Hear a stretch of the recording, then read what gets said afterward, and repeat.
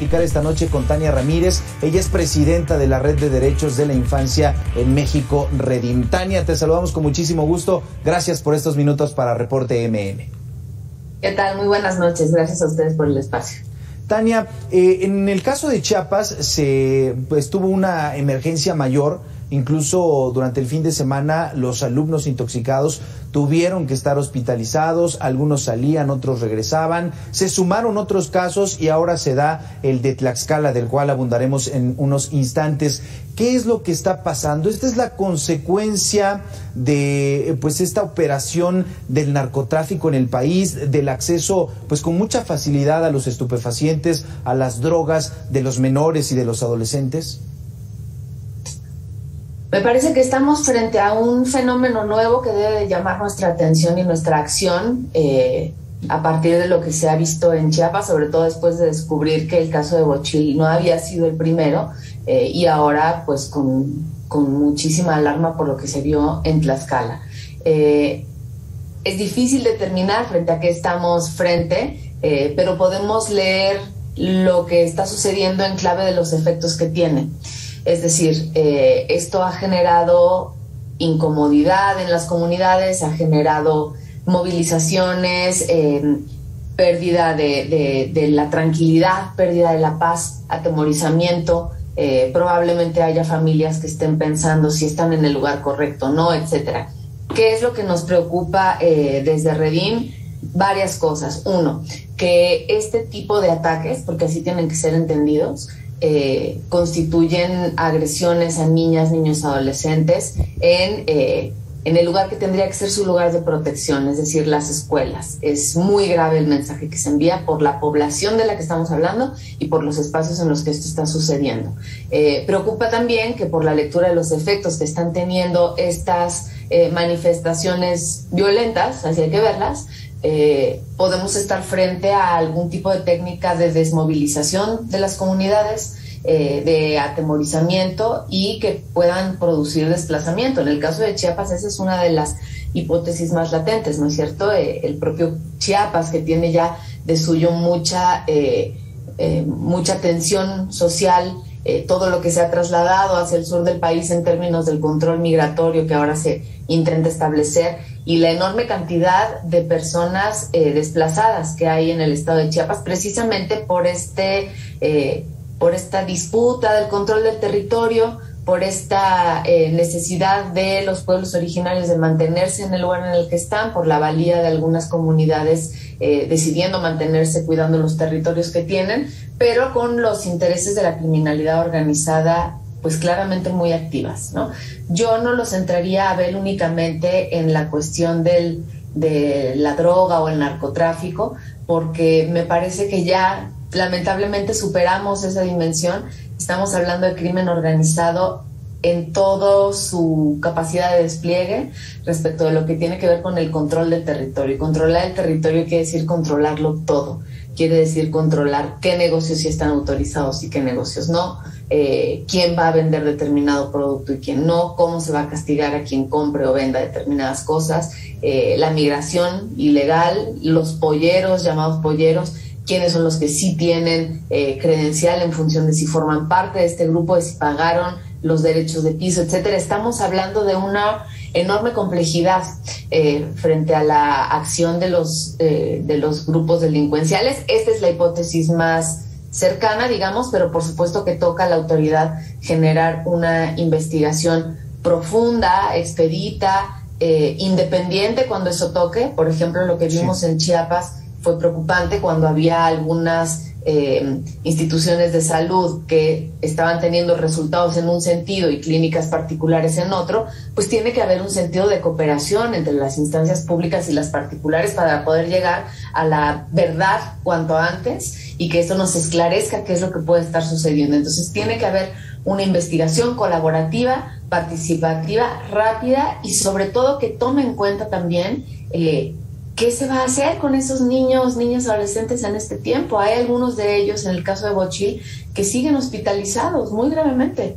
Y ante el cierre de las escuelas, ¿qué se está hablando con niñas y niños y adolescentes? ¿Quién está entrando a generar una dinámica de restitución de derechos, pero también de contención, de atención, de información.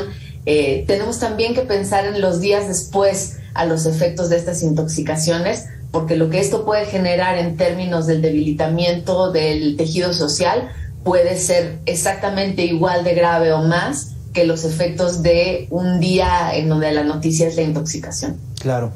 Tania, platicábamos al inicio de esta entrevista, o por lo menos hacía yo el planteamiento de una consecuencia del crimen organizado y sobre todo del tráfico y el consumo y la disposición de drogas. Lo confirmas, pero la parte más importante que nos compartes hoy, pues es aún más grave.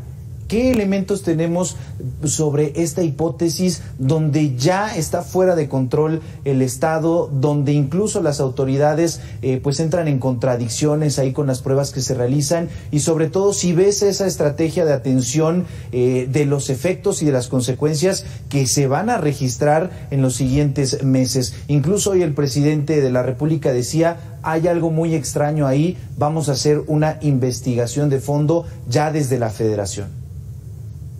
Es positivo. Cualquier tipo de investigación que llame la atención del más alto potencial del poder puede ser importante.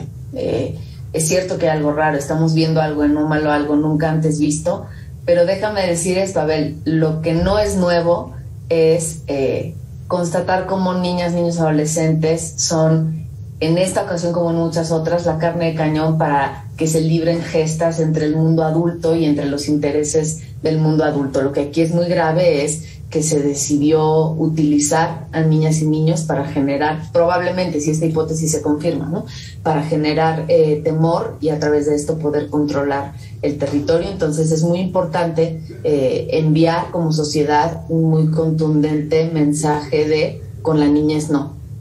Estas personas que están realizando estas actividades, porque obviamente no son tres fulanos, ¿no? Se necesita articulación, se necesita incluso acceso a las escuelas, conocimiento de las dinámicas, en cuál se bebe agua, en cuál se bebe café. O sea, hay una red criminal detrás de esto, y esas personas deben de saber que con la niñez no. Y como sociedad se los tenemos que hacer saber muy claramente, y ojalá esta noticia levante la atención, como ha sucedido en toda esta semana, levante nuestra profunda indignación y levante también nuestro rechazo enérgico como sociedad. Le están haciendo esto a nuestros niños, niñas, adolescentes, no importa si vivimos o no en Bochil o en Tlaxcala, ¿no? Me parece que incluso la escalada en las rutas empieza a hacerlo algo que se podría observar en cualquier lugar, y así no sucede en nuestra localidad.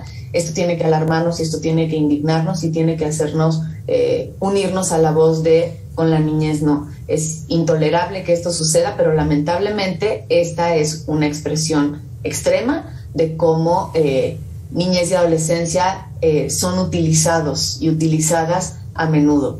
Ya lo hemos visto con el caso del reclutamiento, ellas y ellos son reclutados, a veces son también desaparecidos con estos fines, la trata, la desaparición, los secuestros por extorsión, utilizar sus vidas y sus cuerpos, es parte de una cultura adultocéntrica y de una violencia adultista que forma parte de nuestro cotidiano en México. En este caso está llegando a un lugar extremo, y eso nos indigna y nos sorprende, pero tenemos que leerlo también en clave crítica sobre cuáles son las raíces de esta noción por la cual alguien cree que puede meterse con la niñez en este país, ¿no? Claro. Y también alertar ahí, a ver, que me parece que si bien por supuesto tiene que haber una gran intensidad en términos del rechazo social y de la contundencia, la unidad que pueda haber entre las comunidades escolares, los estados del país, la sociedad toda, para generar un contundente rechazo, es importante también recordar que ante estos eventos se debe evitar la tentación de tomar medidas que resulten violatorias de los derechos de niñas y adolescentes, como por ejemplo el programa Mochila Segura, que ya por allí en Chiapas se comentó que se informó incluso por parte de la autoridad que esta podría ser una de las medidas de atención y de prevención a lo que está sucediendo. No, Desde Redín decimos enérgicamente que ojo con eso, es violatorio de derechos y afortunadamente ya fue considerado inconstitucional. Entonces las escuelas que estén tomando esto como medida estarán yendo en contra de una determinación de la Suprema Corte de nuestro país y sobre todo estarán ahondando en la criminalización y en la estigmatización de niñas, niños y adolescentes, que lo último que necesitan es ser victimizados, ser estigmatizados como posibles medios por los cuales estén llegando estas drogas. Y más me parece que es muy obvio que lo que necesitan es una protección redoblada, una atención constante y una ruta de atención a sus necesidades, seguimiento a sus necesidades de salud y estrategias comunitarias de elaboración y de contención de lo que esto les debe estar representando en términos individuales y sociales. Platicamos esta noche con Tania Ramírez, ella es presidenta de la Red de Derechos de la Infancia en México. Lo que nos compartes, decimos, es muy grave y por eso hay que darle seguimiento a este tema, revisar qué es lo que pasa con esta investigación y si es que se puede encontrar realmente lo que pasó. Tania, muchísimas gracias por estos minutos para Reporte MN. Gracias a ustedes y gracias por darle espacio y preocupación a la niñez, que así sea siempre en este medio y en todos. Buenas noches, Tania.